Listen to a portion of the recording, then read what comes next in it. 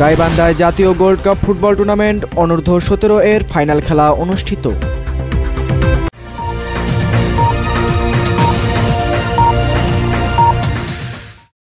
আসসালামু আলাইকুম। এমকে টেলিভিশনের খেলার সংবাদে আপনাদের আন্তরিক শুভেচ্ছা জানাচ্ছি আমি ইফতেখার। শুরুতেই শুনলেন সংবাদ শিরোনাম, এখন বিস্তারিত।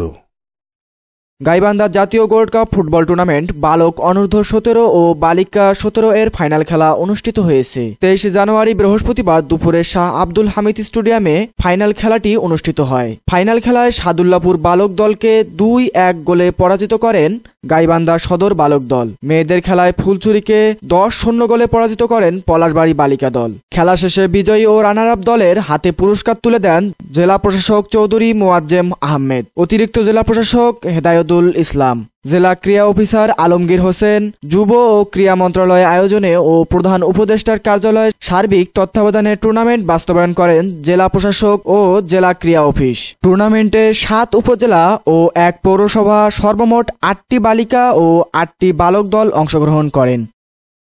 নাহিদ হাসান, ক্রীড়া ডেস্ক, এমকে টেলিভিশন।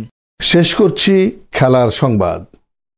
এতক্ষণ আপনারা আমাদের সাথে থাকার জন্য অসংখ্য ধন্যবাদ।